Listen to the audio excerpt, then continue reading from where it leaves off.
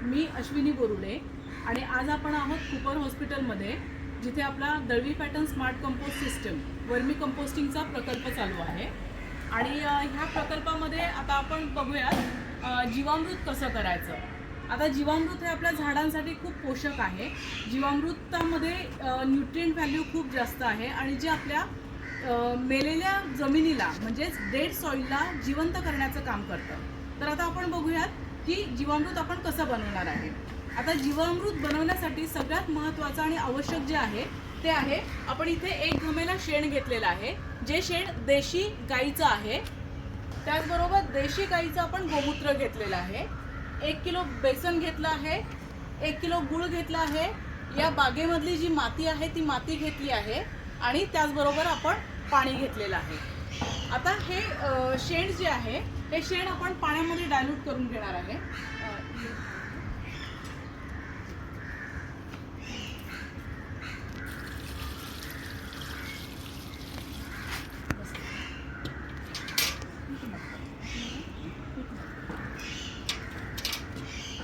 आता ह्याच्यासोबत आपण जे बेसन घेतलेलं आहे, गूळ घेतलेला आहे, या सगळ्यामध्ये पाणी टाकून हे डायल्यूट करून घेणार आहे, जेणेकरून हे मिक्स करण्यासाठी खूप चांगलं व्यवस्थित मिश्रण होईल आणि आपलं जीवामृत खूप छान प्रकारे बनेल। आता बघू शकता हे पूर्ण जे आपण शेण आहे हे शेण पूर्ण पाण्यामध्ये मिक्स करून घेणार आहे।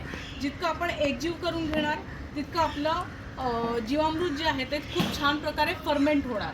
आपल्याला ह्याला पूर्ण फर्मेंट करायचं आहे आणि हे जितकं फर्मेंट होणार तितके बॅक्टेरिया ह्याच्यामध्ये खूप जास्त प्रमाणामध्ये वाढणार आणि जितके बॅक्टेरिया वाढतात ते बॅक्टेरिया आपल्या मातीला सुपीक करण्याचं काम करतात आणि त्याचबरोबर आपली जी झाडं आहेत ही ऑर्गॅनिक म्हणजे सेंद्रिय शेती जी आपण म्हणतो, ही सेंद्रिय शेती ह्या जीवामृतवरती खूप चांगल्या प्रकारे बहरते। बस होतं, अभी इसको थोडा डायल्यूट करना।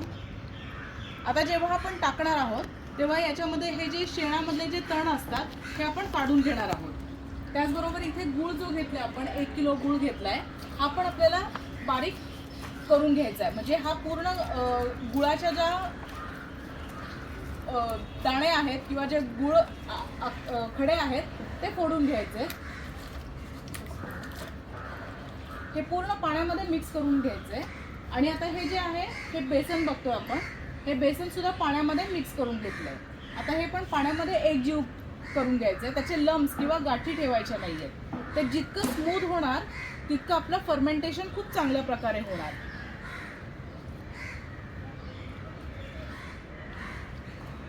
शेणाला त्याची एक व्हॅल्यू असते, म्हणजे शेणामध्ये आपण शेणाला जितकं फर्मेंट करणार तितकं त्याच्यामधले बॅक्टेरिया ॲक्टिवेट होतात। ॲक्टिवेट झालेले बॅक्टेरिया आपल्या झाडांना मुळांना जी बुरशी लागलेली असते किंवा जे किडे असतात त्या किड्यांना कमी करून जे चांगले पोषक तत्व जे आहेत जमिनीमधले ते वाढवण्याचे काम करतं।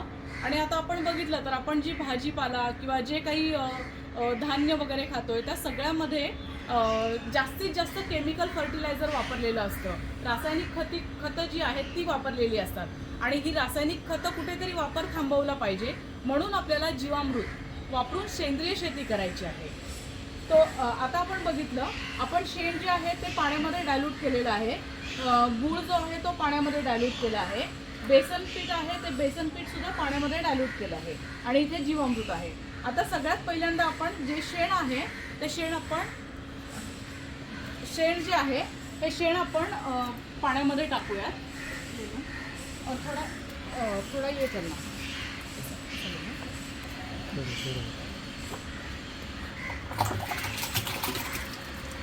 आता हे पूर्ण आपल्याला एकजीव आणि एक मिश्रण करायचं आहे याचं।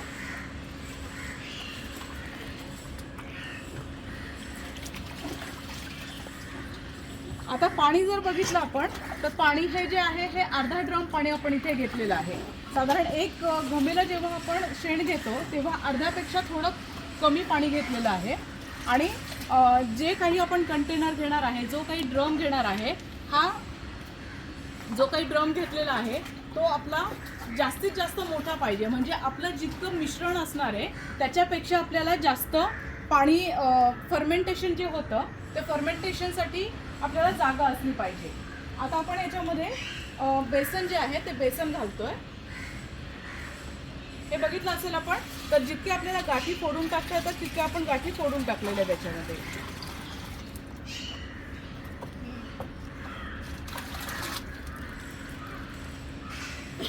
आता बेसन सुद्धा आपलं टाकून झालेलं आहे. आता ह्याच्यानंतरचा जो भाग आहे तो म्हणजे आपण गूळ टाकणार आहे. जो गूळ पण आपण पाण्यामध्ये पूर्ण मिक्स करून घेतलेला आहे.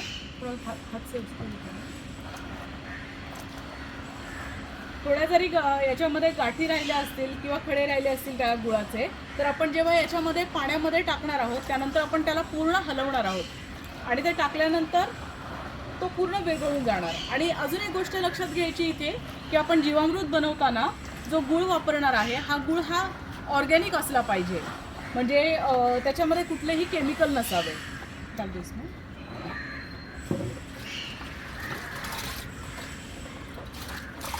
आता ह्याच्यानंतर सगळ्यात महत्त्वाचं म्हणजे आपण टाकणार आहोत गोमूत्र.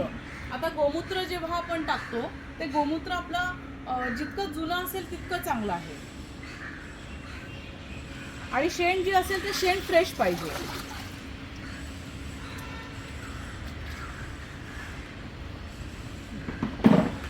आता हे सगळं झालं. पहिल्यांदा आपण शेण टाकलं, त्याच्यानंतर गूळ टाकला, बेसन टाकलं आणि गोमूत्र टाकलं. आता हे सगळं झाल्यानंतर जिथे आपण बनवतो त्या शेतातली किंवा त्या बागेमधली जी माती आहे ती माती घ्यायची आहे आणि ती माती आपण याच्यामध्ये टाकतो. कारण मातीमध्ये पण बघितलं आपण तर सेल्फ बॅक्टेरिया असतात आणि हे बॅक्टेरिया आपल्या जीवामृताला चांगल्या प्रकारे फर्मेंटेशन करण्याचं काम करतात.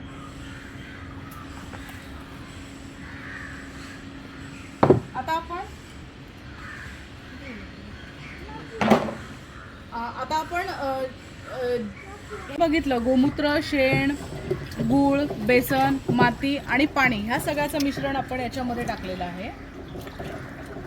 आणि हे पूर्ण आपल्याला एकजीव मिक्स करता येईल तितकं किंवा जितकं हलवता येईल तितकं हलवायचं आहे. एकदा क्लॉकवाईज हलवायचं आहे आणि एकदा अँटी क्लॉकवाईज. म्हणजे आता बघितलं हे अशा प्रकारे आपण बघू शकतो. हे अशा प्रकारे हलवायचं आहे. आता हे हलवून झाल्यानंतर आपल्याला हा जो ड्रम आहे या ड्रमला कापडाने बांधून ठेवायचा आहे. आता कापडाने आपल्याला अशासाठी बांधायचं आहे की याच्यामध्ये फर्मेंटेशन होणार आहे. 3 दिवस आपल्याला ठेवायचं आहे.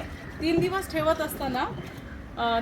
ठेवत असताना आपल्याला त्याला 3 दिवस रोज हलवायचं आहे. आणि हलवत असताना हे दररोज फर्मेंटेशन होतं. फर्मेंटेशन होता होता हे साधारण पाऊंडच्या वरती येतं. आणि जर आपण टाईट जर बांधलं असेल तर ते फर्मेंटेशन होऊन बाहेर पडतं. आपल्याला ते बाहेर पडू द्यायचं नाही आहे, कारण जे आपल्याला पोषक आणि चांगले बॅक्टेरिया आहेत ते बाहेर जातात. त्यामुळे आपल्याला हे बांधून ठेवायचं आहे. कारण गोमूत्राला आणि शेणाला जर बघितलं तर माशा खूप अट्रॅक्ट होतात. तर त्या अट्रॅक्ट होऊ न देण्यासाठी आपल्याला ह्याला कव्हर करून ठेवायचं आहे. आणि पूर्ण टाईट करायचं नाही आहे, हवेशीर असं ठेवतोय आपण. आणि त्याचबरोबर एक पातळ कपडा किंवा एखादं गोणी जरी असेल त्याने आपण बांधू शकतो. आणि ते बांधल्यानंतर 2 दिवसांनी 3 दिवसापर्यंत आपल्याला हे हलवायचं आहे. तर आता आपण हे बांधून ठेवूयात.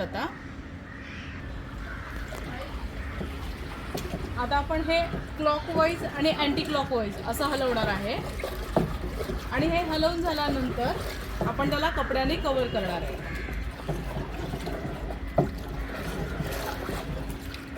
आता हा कपडा आहे, शक्यतो कॉटनचा सुती कपडा घ्यायचा आहे आणि या सुती कपड्याने बांधून टाकायचं आहे. दोरी असेल तर दोरीने बांधायचं आहे.